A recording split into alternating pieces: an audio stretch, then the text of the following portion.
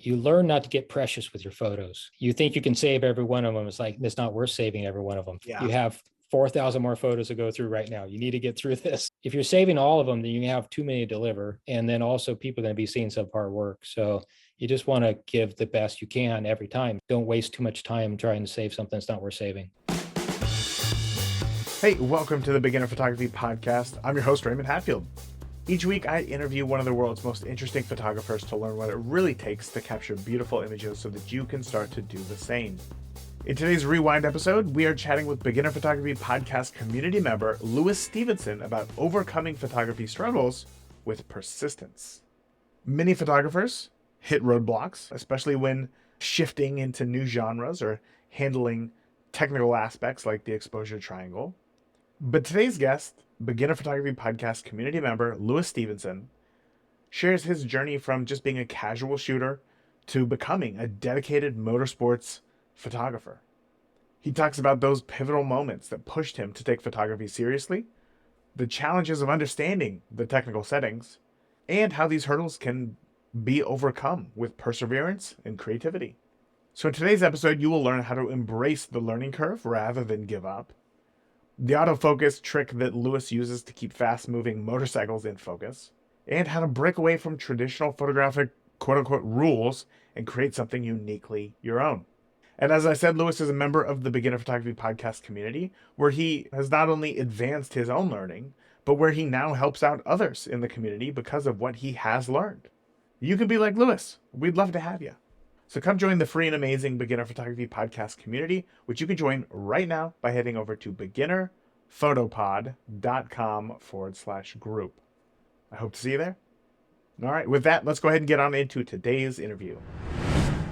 Why don't you just tell me who you are, what you do, and where you're from, obviously. Lewis Stevenson.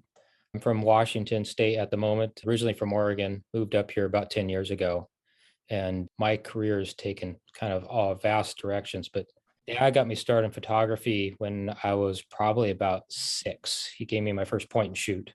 And from there, he gave me a SLR film camera when I was about 10, before digital, way before digital.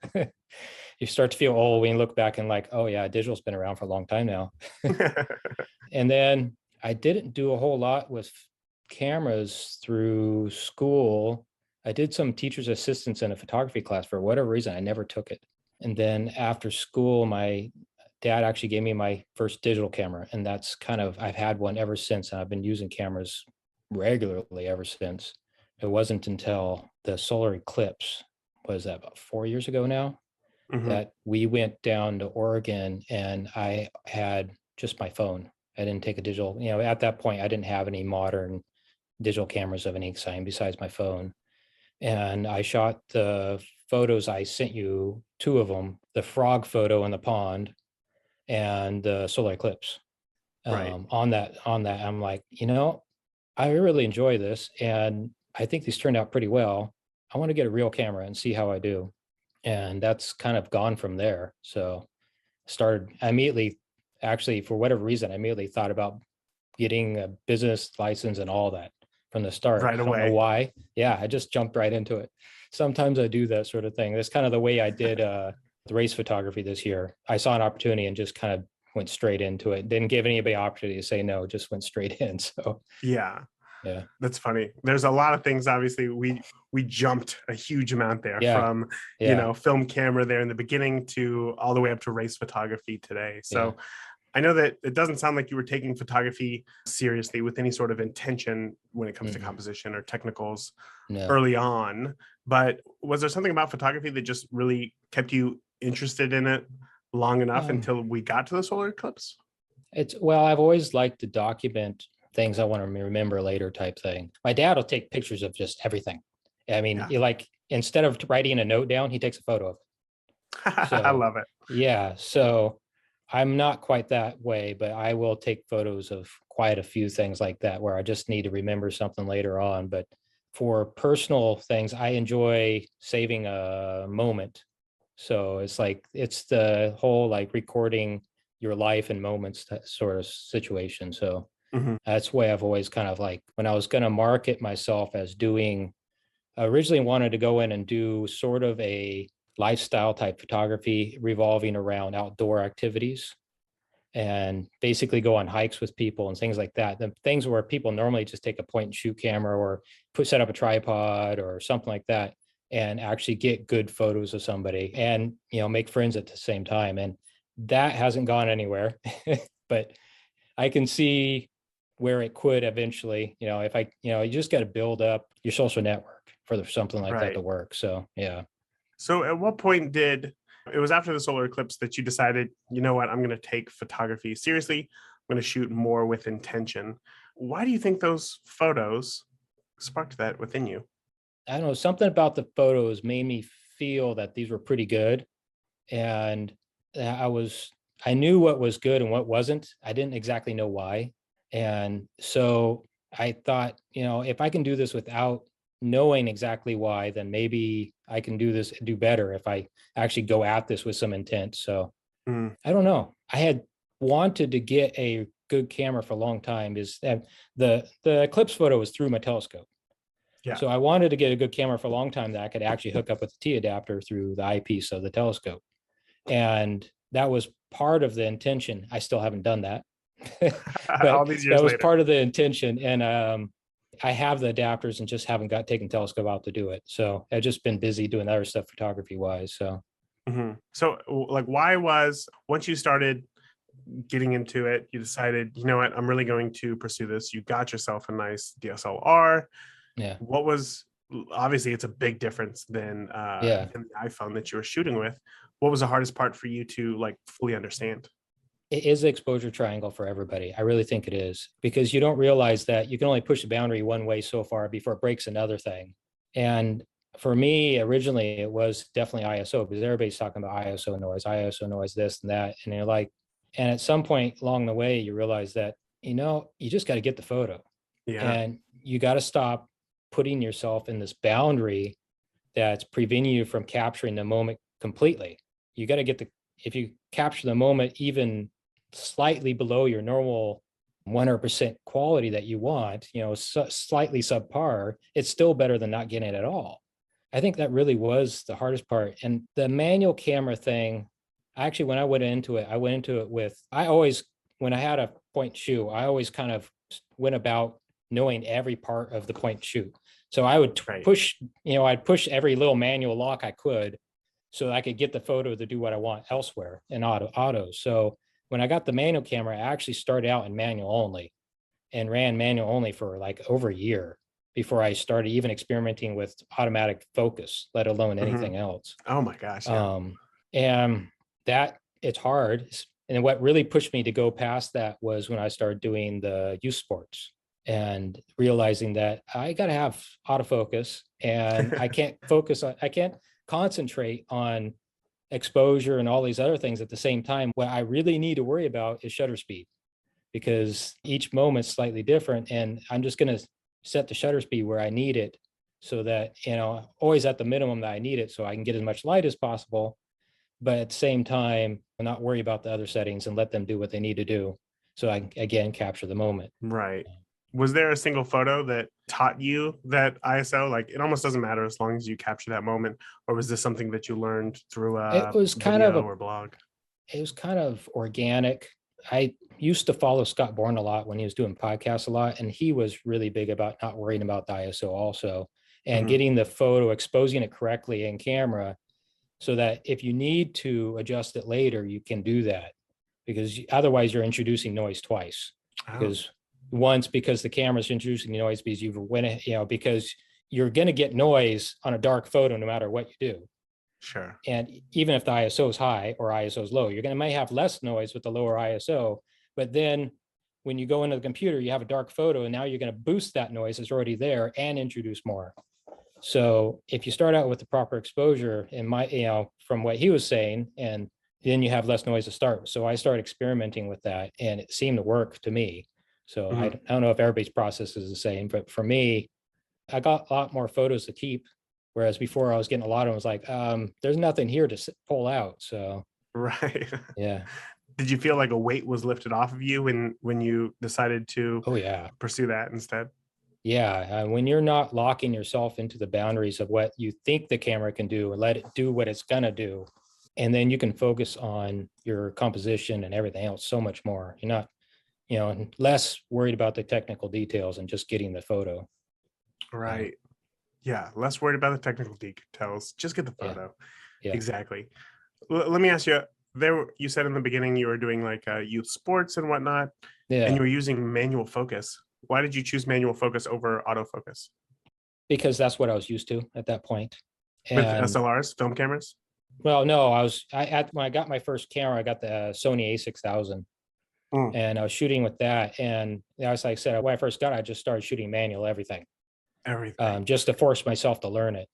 And I hadn't even experimented with automatic zoom or a focus, I mean, let alone learn to trust it for anything. When I started doing that, I had to learn to trust it and figure out what focus modes I needed to be in and all that, because I just hadn't played with it all. I kind of did the backwards direction. Everybody starts out with auto. I went full manual and didn't know how to use auto. So, so That's funny. I was the you got, exact same way when I was in film school. So, like, cinema cameras have no autofocus at all. mhm. They're very manual, old lenses. And somebody's sole job is just to make sure that the image is in focus. Yeah, They're the first assistant cameraman. So, when I was in film school, I bought a Canon XT just so that I can keep my skills sharp as far as exposure goes. And I was the same way. I was like full manual, everything. I even joked, I was like, I'm yeah. just gonna break the LCD on the back of the camera, like just so that I have to trust my eye. So I'm right there with you. And Yeah, it is challenging. And it's like that day that you decide, okay, maybe I'll try autofocus here. And then you realize later, you're like, wow, like so many more photos were in yeah. focus today And than they ever were. you're worrying less about that and getting so you can focus more on something else.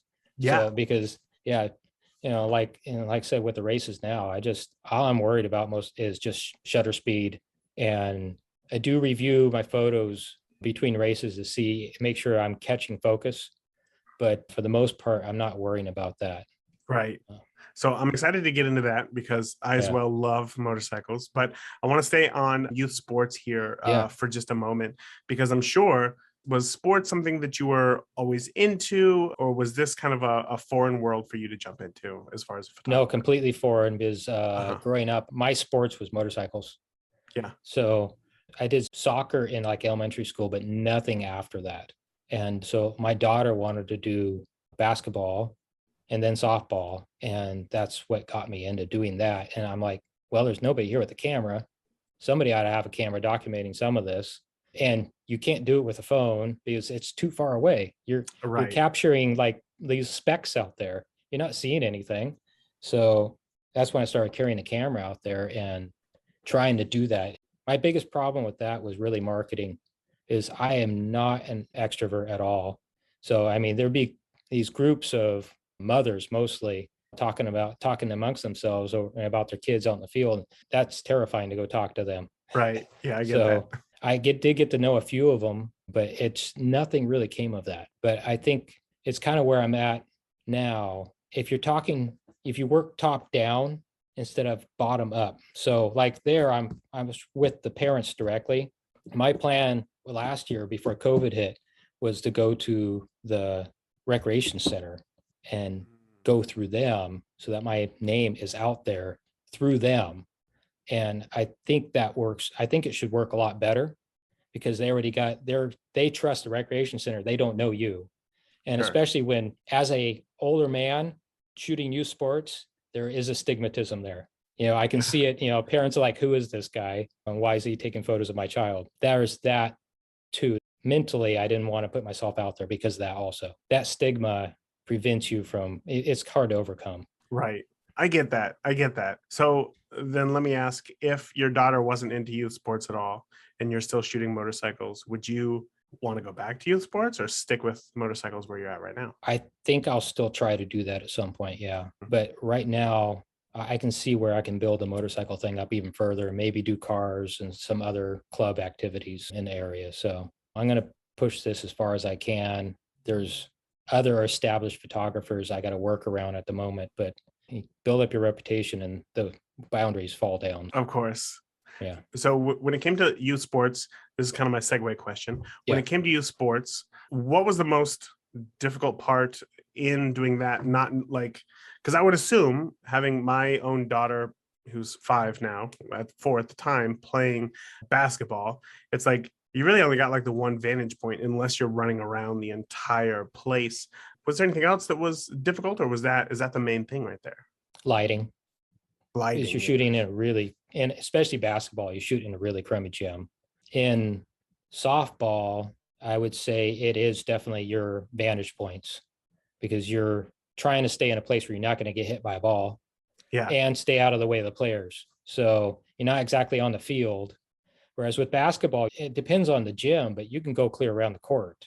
You could even be underneath the basket if it's far enough back. So you're not, not interfering. But with softball, you're really limited on your location. You need a good lens to get out to the outfield. But I would say that's, again, for softball. For basketball, it's always lighting because all their softball games are during the day. So Yeah. Would you be running up and down the court, or do you pretty much I find one spot? kind of the same way I do the racing in that I find a place to start with them. And Mhm. then once I kind of get bored from that location, I move to a different one. Once I feel I got all the shots I can from that one location, all the Ah, players or whatever it is, the riders and on the track, I'll move to another location and then start over again, deciding on the angles I want and who I, hit my primary targets first and then start moving on to the rest of the riders. when you say primary targets, you mean specific riders? Yeah, the specific riders that have already paid me for the season. Oh, I see. So I feel kind of that I should definitely focus on them first, make sure I get the shots I want there first, especially on track where you don't know if there's an on track event where they may be able to finish the race even. So Hmm. they could shut the race down early because of an accident, or your subject itself might end up having to have motor go out or something. So he may not be able to finish the race. So you get them as soon as possible and then move on to everybody else. What are some of the other similarities? You mentioned finding a spot, starting with a spot, and then just moving on when you got bored. Are there any other similarities when it comes to youth sports and motorcycle racing? It's all action sports. Uh-huh. So your shutter speeds are all pretty similar, actually. To freeze a softball, you're above 1200. To freeze a motorcycle, you're at 1200 or higher. They're all very similar, especially softball, because you're outside, outdoor lighting again, depending on where the sun is, that's gonna dictate where you're gonna shoot from first. So with softball in the evening, you're gonna, again, it's like if the sun's coming down over the back, out the outfield, you've got problems because Yeah. everybody's going to be in the shade. But with the motorcycles, I can just move to a different side of the track and just get them from a different turn. What has it been like for you to get out on the track and capture those photos? Like, I guess what I want to know here is when it comes to action sports, one thing that I always struggle with is that, like, obviously baseball, basketball, you can get the emotion, you can get that the excitement or the focus that you can get. When it comes to motorcycle racing, like, what is the shot? For me, it's one of the shots. It's probably like one of the last shots I got that I sent you a photo of with the yellow motorcycle there in the front. And you can see two other motorcycles behind him. It's all in the turn. They're folding and they're just battling right there. The only other place you can show that sort of action solely is a panning shot, but it's still, if you get a pan with more than one bike in it, that's where it's really going to be at. But Mm, it's difficult because the angles you're getting, typically, if you want to fit more than one bike, you got to get them towards you got to be in front of the bike. So mhm. you're not panning at that point Why is that the shot? Like, why that one over any other composition or? because I think it shows the action going on. Whereas everybody else, single rider photo, especially with the high frame rate, high shutter speed, you're just showing a person on a motorcycle. They could be anywhere. Yeah. Whereas if you really want to show them on a track, you got to show them mid corner. And if you really want to show that they're racing, not just doing riding around the track, then you got to get multiple riders in that same frame.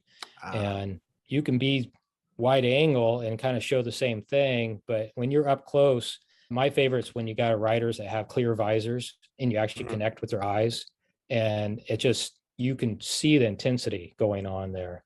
Whereas the reflective visors are really beautiful. They can make beautiful shots, but it's not the same as when you connect with somebody's eyes. Just like wedding photography or anything else, you got to connect with the person. So Was it the same with youth sports when it came time to taking that photo, is the photo, quote unquote, one that has other players in it as well?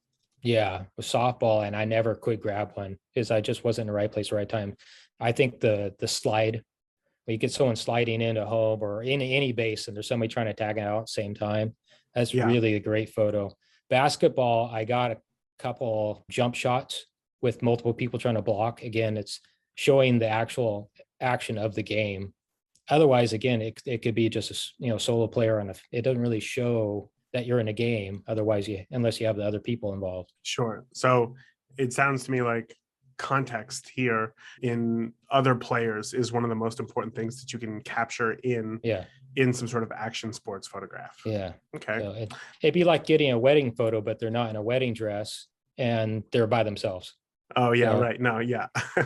It doesn't really tell the story of a wedding. There's no story going on. Or even if Yeah. they're just in a wedding dress by themselves, what's that? Is it actually at the wedding or is it just somebody in their dress? Fashion. Right. Yeah, exactly. That's funny. That's perfect to think about. Let's talk about gear for a little bit when it comes to motorcycles, because you got to have those long lenses, but specifically I also want to talk about autofocus performance and like what's most important there, because that's a world I know nothing about when it comes to high speed tracking and things like that. So walk me through what's important for you. Well, the lenses, I'm shooting crop sensor, APS-C, so I honestly think that's an advantage for action sports. Because you get that extra reach. And I'm not packing around a 10-pound lens. So I'm shooting a 7300, and that's actually a full sensor lens, just because that was the option when I bought that lens, and I wanted the ability to upgrade later on if I do get a full frame camera. But I'm shooting 7300. That's a 100-450. Whereas I'm shooting with other people that are also at 7300, but I got 50% more reach with same megapixels for the most part. So most of the people aren't. 24 is pretty high for anything. And the photos you're delivering, most people don't care if it's 24 or 10. They just like the photo. Yeah. And then the focus, I went from that Sony A6000. My first round this year was with the 6000. And I was doing a lot of, I've always shot that camera in center focus mode. It's just locked in the center, and I would just manually track the rider, whoever it is, or try to capture them as they're coming into frame. But it's slow. It's an older camera. After the first round, there was enough income coming at that point. I'm like, well, I'm just going to go ahead and upgrade now. And I looked at getting the A7R4, but I realized that camera came out 2 years ago and they upgrade every 2 years. And I think, if they come out with the A7R5, I'll be able to get the 4 for way cheaper. So, and I had looked at the 6600 for a while, and I liked the camera. There's a couple features I wish it had that it doesn't have, but it's the same body size as what I was already shooting. I knew that I'd be comfortable with it, so I went ahead and got that. And it has similar focus performance to like the A7R4, and its tracking is just phenomenal. When I see a rider come in the frame, I just do a half shutter press and move my camera to where I want it and wait for him to fill the frame where it is and then click the photo. Even at a distance, you can lock the frame onto like the front of the bike, and it just follows it all over the place. Wherever the bike goes, the focus follows it. Oh, wow. It's really good. Last race, I was having some issues with heat. And I think those, at some point you start wondering, is it my camera or what it is? But then you look back to the photos, and I think that wheelie shot, if you look down at the curbing next to the bike, you can see heat waves right there next to the bike. The photo was, some of those were soft, and those are the ones I know. If you saw, I posted about that, ran those through the Topaz AI sharp. Oh yeah, that's right. Yeah. But again, I delivered a number of photos that were just slightly soft. Nobody really cares. It's the moment that they're grabbing. I see them, but again, most of these people look at them on their phones or a small computer screen. I'm looking at them on the 27-inch screen, so it looks soft to me. So most people aren't going to be doing that. Sorry, it's my dog. No worries. It might pay off to be a little critical because you're delivering better work, but at the same time, you can't be overly critical of something that no one's going to care about. That's another one of those. It's a balance. To find balance. Yeah, exactly. So then what's the process of delivering photos, I guess, for all sorts of action sports. Are you culling through the images and picking out the ones that you like best, or are you showing them all and then letting No, the I'm writer culling choose? them. This is one of those interesting organic stories where I originally shot a half day of a race. I guess it's been almost 3 years ago now. The guy at the time was shooting all the club races, invited me out, and I shot lunchtime all afternoon. And at that time, what I ended up doing is just dumping them all to Flickr. I had people thank me, but no, I didn't get anybody had purchased anything. And then the youth sports thing came up, and from everybody there's got a numbers, and so I just immediately started tagging everybody with numbers and organizing, and I learned how to do that over the 3 seasons. I did 2 basketball seasons and a softball season, and I learned how to do that, call them and organize them and sort them into their own folders and then upload them to SmugMug. And in that time, and over those 3 seasons, and got it down fairly quickly. At first, it was taking me like a week, and I got it down to a few days. And then this year, I've been doing the same thing with the races, but now I'm doing a lot more photos. So Yeah. In a weekend now, I think I mentioned on there, my delivery, I deliver about 800 to 900 photos a weekend, and Wow. I'm shooting about 8 to 9,000. And so my initial import, I bring them. I originally, it's funny, I've lost a bunch of imports by accident, because originally I was calling them before I clicked import, but the tilde key and the escape key are right next to each other. And tilde is kind of a universal, I like save or don't save thing. So I use the X to go, no, I don't want that. But sometimes like, no, I actually did want that when I go back, hit the tilde. Well, if you get 400 photos in and then suddenly hit the escape key, it tells it, oh, you're done. And you lose all of it. So I did that a few times. I'm like, no, that's not working. So I just start importing all of them and going through them. And I literally just, right arrow key X, and just go through all of them until I get to a group burst shot. If the first one's the one I want, then I'll keep that one and X everything else out. But sometimes I'll get into a burst and realize I like that one, keep that one, go back a couple, and then change the tag on it. But you literally just go through all of them, and that's the first step. And that first step's gotten a lot simpler since I'm actually on the same laptop right now. My wife bought me a new MacBook, because my original plan was to do all this on my iPad at the track, until I realized that the iPad Lightroom, their tagging system still sucks. Right. Yes. I really wish they'd fix that. It'd be perfect for that, because you can just sit there, swipe through them and tag, but you can't do that. So now Saturday nights, because I'm usually staying at the track, I just import everything to my computer and start immediately calling everything. I'll be done calling that evening for the first day. And then when I get home on Sunday night, then I just have to work on Sunday. And then from there, after I call, that's when I go through and actually start tagging with riders' names. And I just do the race numbers. The first couple races this year took longer because I didn't have the race numbers. I didn't have keywords set up for everybody yet, but I have keywords for 99% of the riders. Every once in a while, a new one will show up. Somebody will switch numbers, something like that. And I'll have to change numbers in the, keywords in the system. But really, it's, you see a rider, I hit a couple numbers because everybody's got, at the most 3-digit numbers, and it pulls it up and you hit enter and just go on to the next one. The one thing I added about halfway through the season was the loop deck. And the loop deck just revolutionized everything for me, because I've had this thing for a couple of years, but hadn't really used it other than just, occasionally, because it's fun to spin dials rather than trying to slide things with the mouse. Because I think the mouse is really crude when it comes to using sliders, because, you always go too far, too much, and you're trying to do a little detail. And it's great for, if you're doing selective editing, but if you're trying to do a bunch of photos quickly, it's rough. The loop deck, I literally just set it in front of my regular keyboard. And while I can be typing on the number pad on my regular keyboard for the keywording, and I can be spinning dials on the loop deck simultaneously. Oh, wow. And because once you learn where each dial is you normally use, you don't even look in that you're reaching down, grabbing a dial, like I need a little more brightness on this one, or bring the shadows up on this one, and then right arrow to the next photo, and you're done. And I'll rate the photo and tag at the same time. And I only rate them because sometimes I'll get multiple photos that look similar over a day. and I'll just go like, well, I got 3 photos the same, but this one actually I have a higher rating for whatever reason. I don't look at it closely and just dump the other ones. So I'm not Right. delivering 10 photos from the same angle, maybe different corners, but look the same.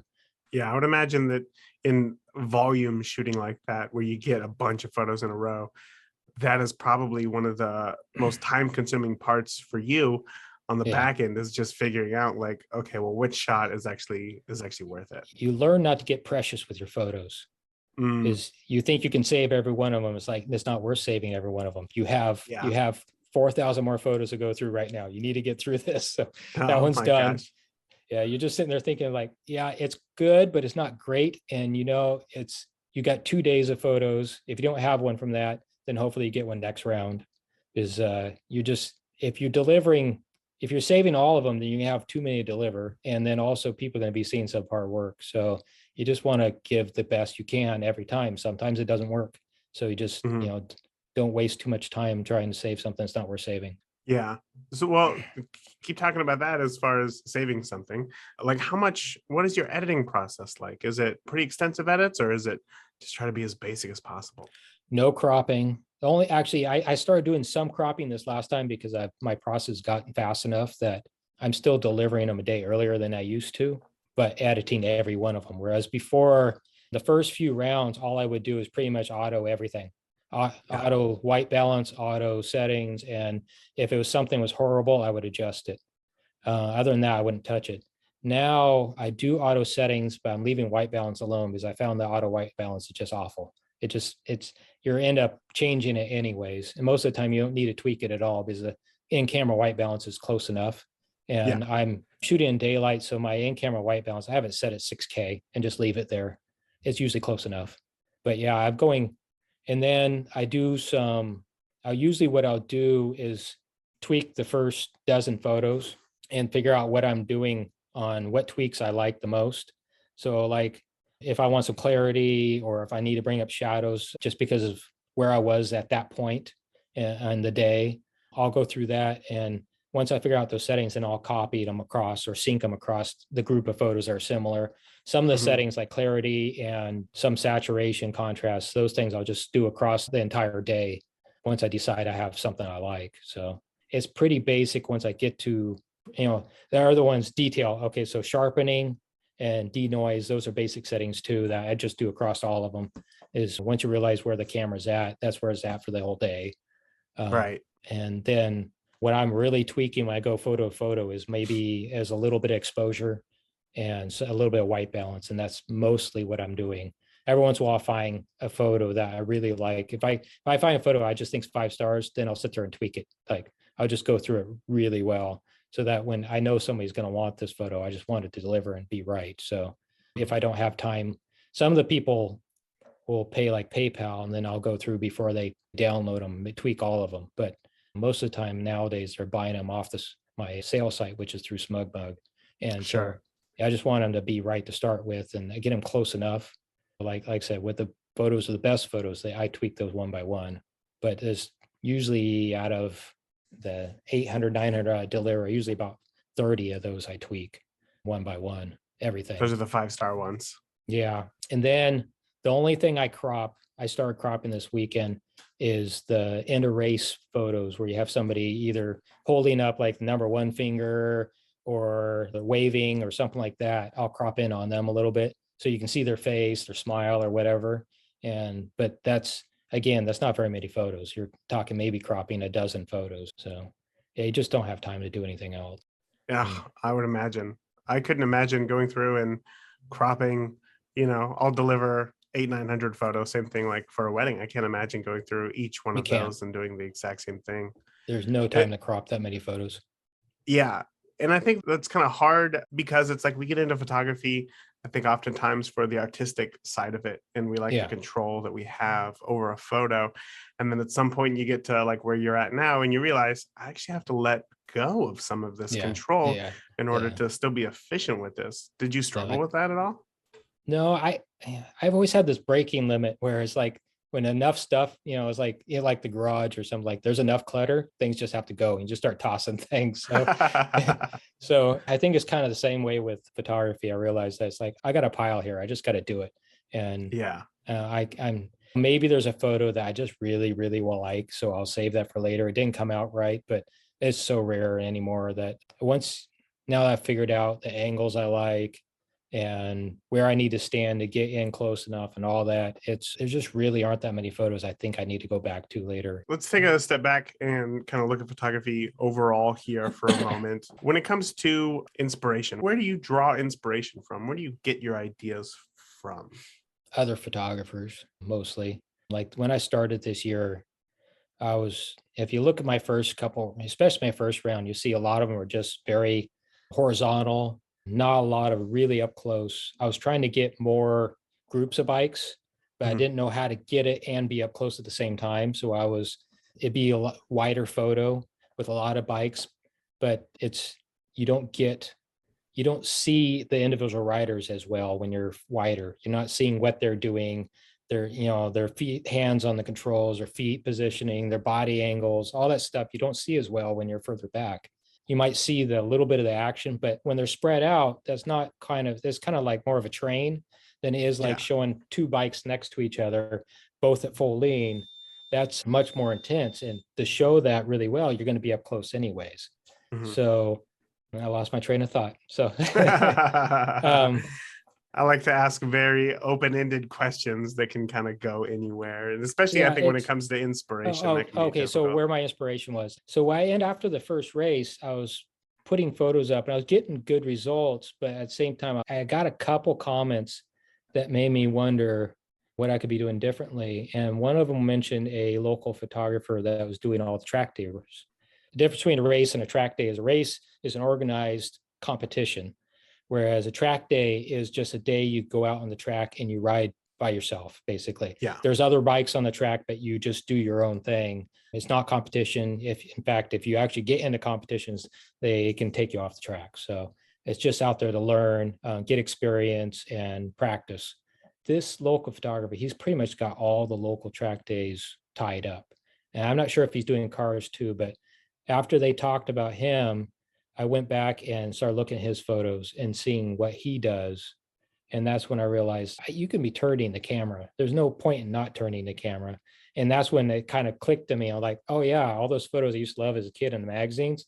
Yeah, those photos aren't square. They all have tilts and they're at odd angles and the colors are more punchy. There's all kinds of little things it's the things that everybody likes in social media photos because they're different. And it's not the photos that you're snapping at the side of the track with your phone, because that's not what they're paying you to do. Even if you look at car race photos, you'll see that, especially on the closer photos, you'll rarely have a square photo. When they're on track, they're usually, if you're up close and filling a frame with any vehicle, there's no frame of reference for level anyways. Yeah. So it's only when you're at a wider angle, when you got trees in the background, stuff like that, where things start to look a little weird. But you can break that far enough. I think it depends on the angle of the track and where you're at. I posted a couple of them where you're at the top of a hill and the track goes off and down at a long angle, and you can see like 1,000 feet of track, but it's around a turn. And if you turn the camera in such a way, the track will enter at top, one corner of the frame and drop down to the bottom corner of the same frame. And the apex of the turn will be all the way over on the opposite side. And I really like that photo because you can get a bike upright actually coming out of frame over here, but at the same time, you're getting bikes at an angle coming down from the top of the frame. And it's at that point, the camera's turned it could be at like a 30-degree angle. It's way turned out. If you look at trees in the background, they're all crooked as it can be, but you're not looking at that. You're looking at the bikes, and the bikes are already leaning. So you might make one rider upright where everybody else is leaning even further. And so you just learn to be okay with these things. Yeah, you just got to be okay with realizing that your subject is what you make it. It's not. Yeah. These aren't people standing upright. I think, even if you had I can think about softball now, especially if you're looking at the diamond, the angles on the diamond are, when you're looking from home plate, that you got angles like that. Now, if you were to square it, now you got your second baseman is going to be an angle, but somebody might be sliding into that. You could angle the second baseman into the person sliding, and you have a completely different image. because they're going to be leaning into it already. You can lean them further. Whereas that's what you're doing with a lot of these motorcycle photos. You're actually putting a slight angle on it such a way that the bike actually looks like it's leaning further than it normally is. It doesn't change the gap between the bike and the pavement, but it gives you the initial impression that this, of action, whereas normally it's just like, oh yeah, it's somebody going around a turn, and that's something you see every day. But when you're putting your own sort of impression on it, it's like, yeah, this is what actual reality is now. This is my reality. This bike is, you're showing more action than you would normally. And that's not even the right term for it, because I think the camera is very two-dimensional. So you got this flat image, and then if you keep everything square, you have you're keeping, it's all flat. It's square to the frame. It's flat up and down. It's flat left to right, and you're no depth to it. As soon as if you can get the bike, like the one of those last photos I showed you, the bikes are coming in at an angle, and you're throwing a little tilt on it. It gives depth to the photo, and it intensifies the action that's already going on. It's not ruining the documentary part of the photo because you're not changing what's going on, but you're bringing that to life where it's not really there normally in a camera, because the camera just squishes everything. So, right, of course. Especially with such compression, I'm sure that you have out at 300 millimeters. Yeah, that actually brings me at something else I thought about when I was first started doing this. Is you're doing documentary photography, but the moment you shoot click the shutter, it's a different moment than the next. So you got the first person bike and frame going out of frame. So the first one that's about to leave the frame, that's your leader, no matter when you take the shutter or click the shutter. So it could be the real leader, or it could be 10th place, and he's still got bikes behind him. He's now the leader of your photo. Every photo, documentary or not, is still judgment of the photographer to place where you want things placed. So, right. Yeah. So, and that's the same thing with, the tilting the camera is the same difference. Yeah. The Dutch tilt thing's funny. And like I said, it's like I talked to somebody mentioned, posted up the other day about a building photo, and it's like, either you square the building or you lean it even more, and you make a completely different photo. There's an in-between point though that looks unnatural, where it's just slightly out of angle, and that looks unnatural. But if you if you break the photo, I like to call it breaking the image, because it's like suddenly your brain's not looking at it the same way. Before, you're looking at it like, oh yeah, it's just not a good photo. Now it's like, oh, this has some intent to it. It has to be, or the person's just really bad. But fell while they were taking a photo. Yeah, the building fell over. That turned out pretty good. Yeah. So that's funny. That's what I started doing out there on the track. I went from taking a square photo to leaning it, and then really leaning it, seeing if I could, what would look like if I stood the bike up when they're already leaning at a 40-degree angle. If I stand tilt the camera almost 45 degrees, stand the bike up and have the land at the angle, what would happen? And I tried that a few times. It works in certain situations, but most of the time people just go like, that's weird. But you have to find the right angle for it on the track, where you don't have a lot of background references for the level of the land and stuff like that. I really hope that people listen to this and think to themselves, I'm gonna tilt the heck out of my camera after this episode and just try something new. Break the boundaries. It's like you put yourself in this box of what is possible, and until somebody tells you can do something differently, you don't even ask the question. You don't know that. Again, it was we talked about that a little bit earlier, maybe before we start recording, that you don't know what questions to ask until you get in a situation where you need to have an answer, and you don't know what, so you try to think ahead, but you can't think ahead without knowing all the details of what's going to come up. You just got to test and test and test and test and break your boundaries over and over and over again until you find out what you like. So what people like. And it just comes with experience. So, yeah. And this has been a great year for me, because again, I'm shooting, shoot 8,000 photos. There's a lot of time to experiment. Yeah. And I can have a bunch of bad photos and still deliver a lot of good ones. Yeah, you can't. I don't think at some point in your life, I don't think in your photography life, I don't think you can shoot too much. You just sit there and pull the trigger and see what happens. Because it's not like film, and you're not throwing away, not going to a dark room and going, oh, well, there was a bunch of money thrown away. This is just digital. I may wear out my shutter, my camera eventually, but it's paying for itself at this point. So I'm not worried about that. So. Right. That's just part of the gig. But it's funny that you say that, because that's exactly how I feel about weddings. Is it's like, even if you shoot families, you want to shoot families, you want to photograph kids, you want to do all these things, like that's fine or whatever. But how many chances do you get to shoot uninterrupted for like 8 hours Yeah. straight, Yeah. and just the amount of And practice and experience that you can get out of that, I think is invaluable. So even if you have no interest in shooting weddings, trust me, I totally get it. I think that you should yeah. at least go to a wedding and just shoot the entire time and just see what that's like, because you're going to come out the other end of it more experienced than you Yeah. started. Well, that you're day. going to see how the lighting changes over the wedding and all that. Shooting out of the box, you're talking about being out of the box a little bit, but they're not risking anything. If you, again, if like with the wedding or the race photography, you get the key photos you need to get up front, then play. Just do whatever you need, do whatever comes to mind. At that point, it's all your time. For me, again, the racing is, I would almost be out there for free, but I'm not going to tell them that. So Yeah, it's so that's awesome to fun. be out there. So Yeah, there's a lot of no, that work, but it's fun to be out there and watch the bikes up close in places that nobody else has access to. Yeah, no, it's fun.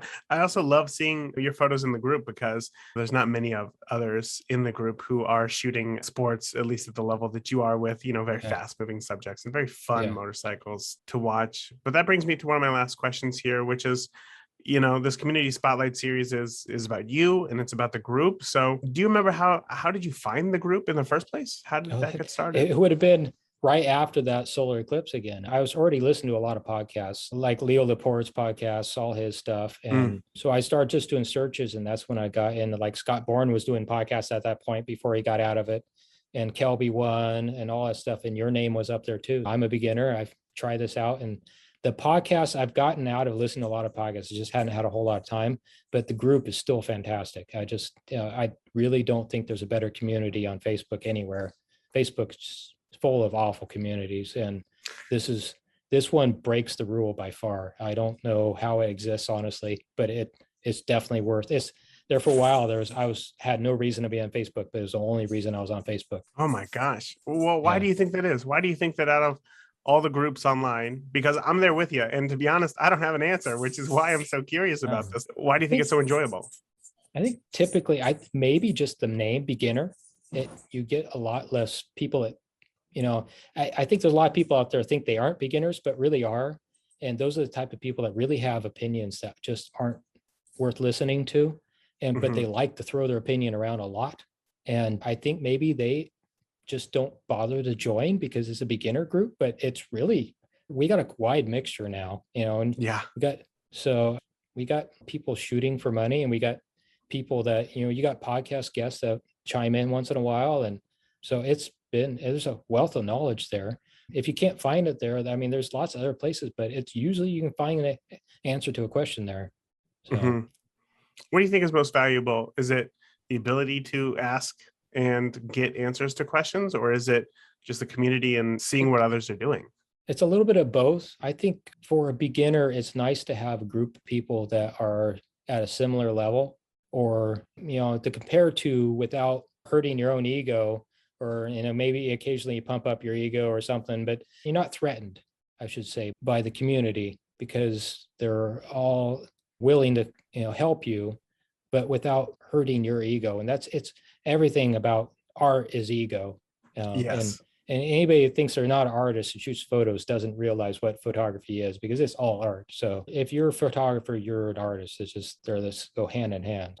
That's another thing that's hard to wrap your head around at the beginning, is that if you're creating something, you're creating art. I mean, art is kind of everything. So yeah, I love that. That kind of goes to what I was talking about, documentary type style photography, because there's no photo you're going to take that's ever going to show exactly what was going on that day. What you're showing is what you saw. And by doing that, you've already changed the whole experience for anybody else looking at that photo. So you've created that, no matter what you think. Even a snapshot is creating something. It may not have as much intent in it, but it's still creating something. Yeah. And we got deep there for a second. I love that. I like the philosophy of art and photography. Yeah. Well, I think I can definitely tell that with your responses oftentimes in the group. I find that you're one of the most valued members, I think, in the group because of your responses. I always look forward to them. And even if they go against popular opinion, which I think is really cool, because oftentimes you've said something and I've had to sit back and think to myself, like, well, why do I think that? Or, like it's that ability to comment on something and still be challenging, which I find to be incredibly helpful, which is why, again, I love having you in the group. And Thank you. Today, of course, you're welcome. It has been a blast for me to chat with you one-on-one and not just over online avatars. And I'm sure that the listeners are thinking the exact same thing as well. So before I let you go, can you let us know, aside from the group, where we can find more of your work online? Well, I'm Stevenson Photo everywhere. Well, spelling it is the challenge. So Stevenson, Stevenson, and then I spell photo the European way, Photo. And I'm that where I primarily on Facebook right now, but I have my website's the same thing. That's pretty much everything right now. I do have a Twitter account I haven't been paying attention to, and I have just all the social media. I got that when I picked out my name. I just got it everywhere. Right now, because of where my customers are, I just pretty much on Facebook only and my website.